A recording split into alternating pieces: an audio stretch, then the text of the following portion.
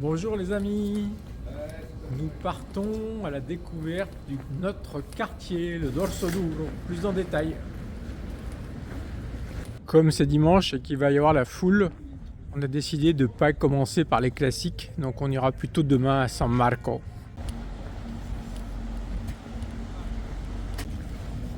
Il a étudié les traités d'architecture.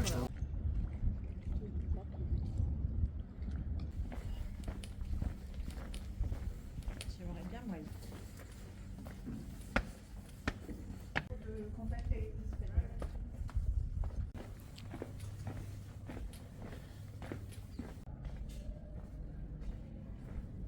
Nous arrivons sur le Campo Margarita. Les campi, ce sont les places à Venise.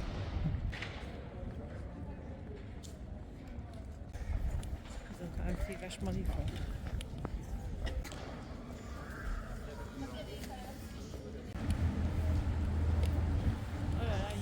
De l'autre côté du canal se trouve l'église San Pantalone.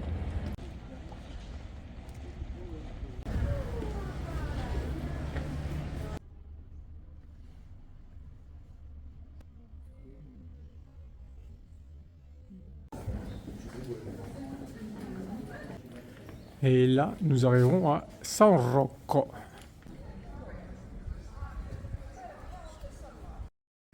Dans ce musée, on trouve essentiellement des œuvres du Tintoretto, peintre vénitien du XVIe siècle, qui était appelé le furieux ou le terrible parce qu'il peignait extrêmement vite.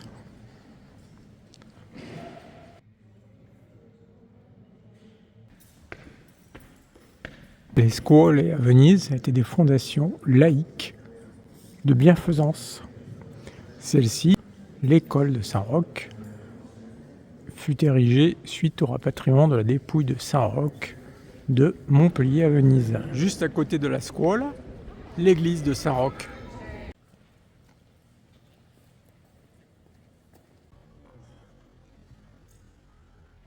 Encore une avenue Tintoret, Saint-Roch qui visite les lépreux.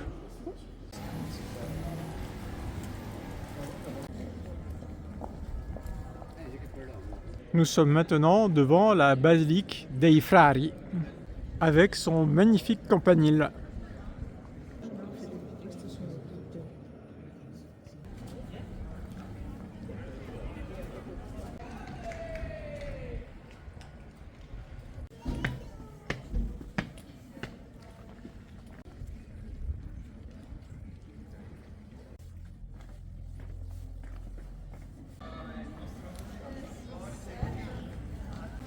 Nous voici encore sur un campo magnifique.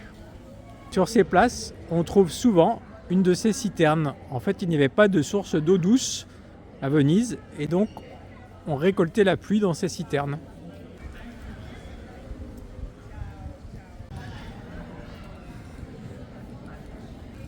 C'est pas l'heure de manger, mais ça devrait pas être désagréable ici. Nous arrivons au musée Mocenigo.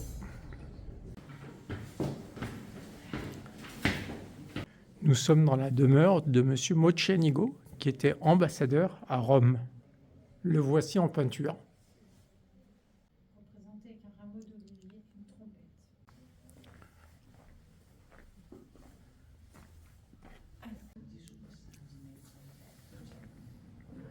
Ce palais est absolument gigantesque.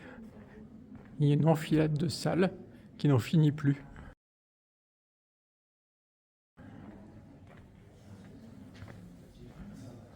Dans la galerie d'apparat, on trouve une exposition de fioles à parfum de toutes les époques et de tous les lieux. La galerie de portraits de la famille.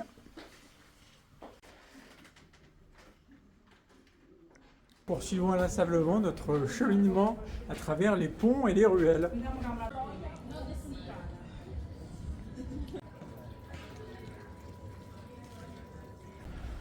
Au bout de cette rue, nous retrouvons le Grand Canal.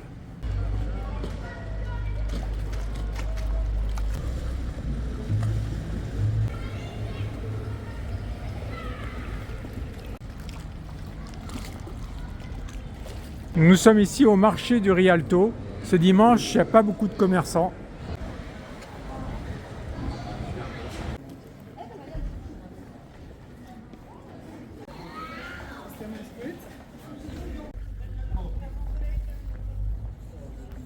Nous nous dirigeons à présent vers Carezzonico, un autre palais-musée.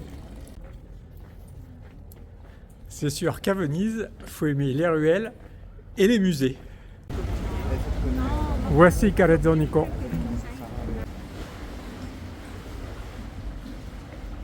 Dans le hall d'entrée se trouve une gondole de cérémonie. Cette gondole s'appelle Laura. Coucou Laura.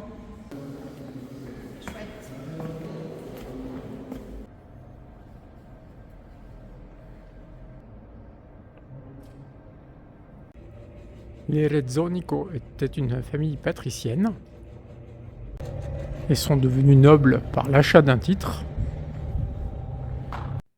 Suite à cette ascension sociale, un de leurs fils est devenu pape sous le nom de Clément.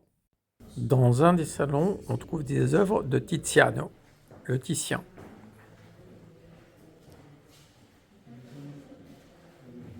Après avoir admiré le palais des autres, on va s'occuper de nos palais à nous. Pour nos palais, ça va être là.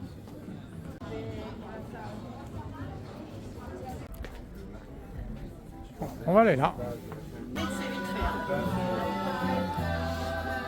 Salut. On a des petits sandwichs italiens. On partage.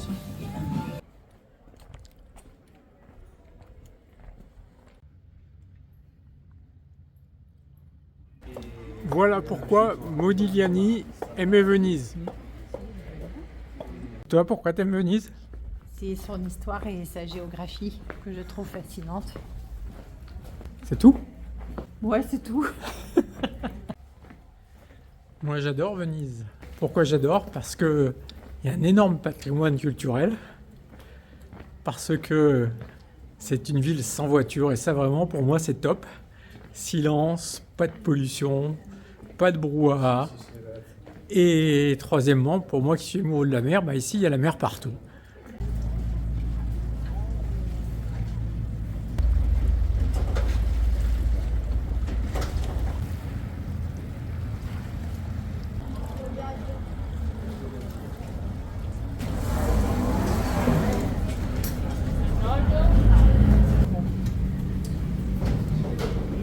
Ah, tiens.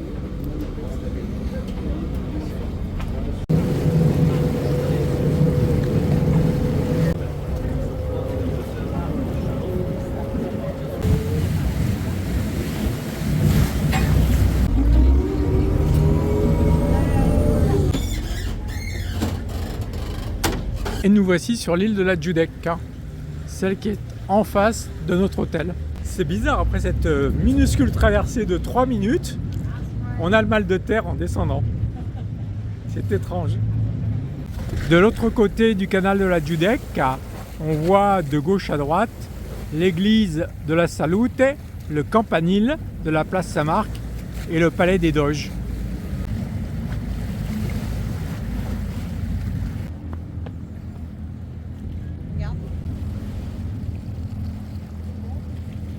Ici c'est super tranquille, il n'y a pas un chat.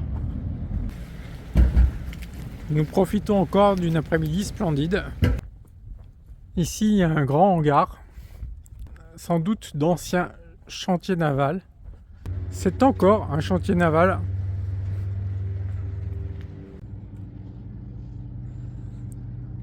Mais j'aime bien découvrir ces coins-là aussi quand je visite une ville.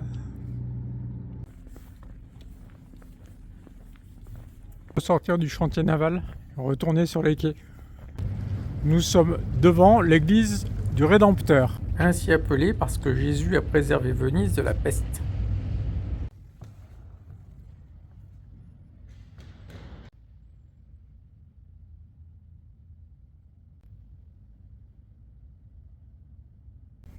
Il y a une traverse assez moderne qui va d'un côté de l'autre de l'île. Nous sommes curieux, nous y allons. Au milieu de la traverse, quelques immeubles d'habitation modestes, avec une petite cour charmante. Le linge sèche pendu sur des fils entre les immeubles, à l'italienne. Nous arrivons au bout de la traverse. De l'autre côté de la Giudecca, nous sommes toujours dans la lagune et en face, l'île du Lido. En nous retournant, nous découvrons cette magnifique villa. On reprend un petit coup de vaporetto.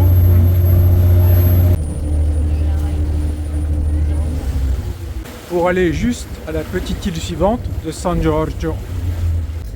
Et nous arrivons à l'église suivante, San Giorgio Maggiore.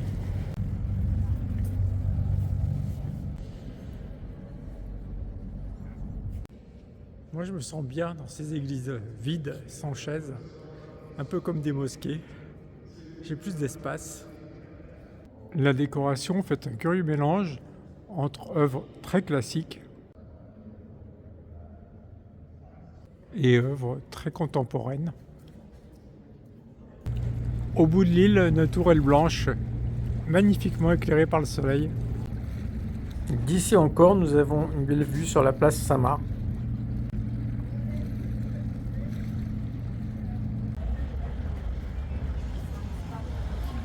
On se refait un petit coup de vaporetto pour rentrer chez nous.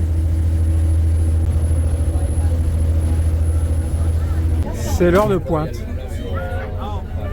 Ça reste plus agréable que le métro quand même. Il y a un monde fou sur les terrasses. On a très soif, mais on va plutôt aller s'acheter une boisson chez Conrad.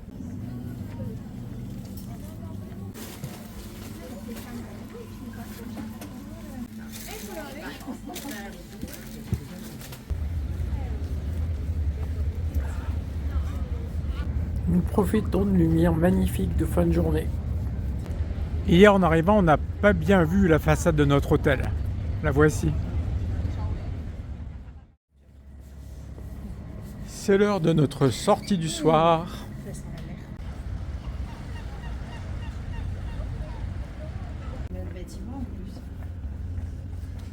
On revient au premier resto où on voulait aller hier, mais ce soir on était plus prudent, on a réservé.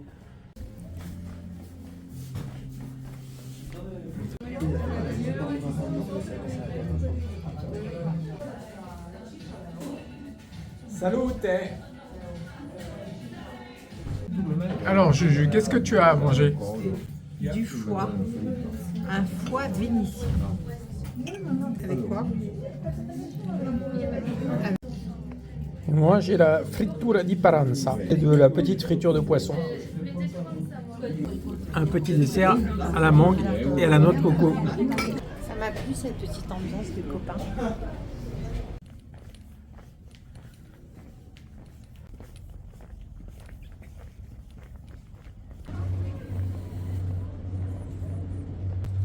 È tutto per oggi. A domani. Ciao ciao.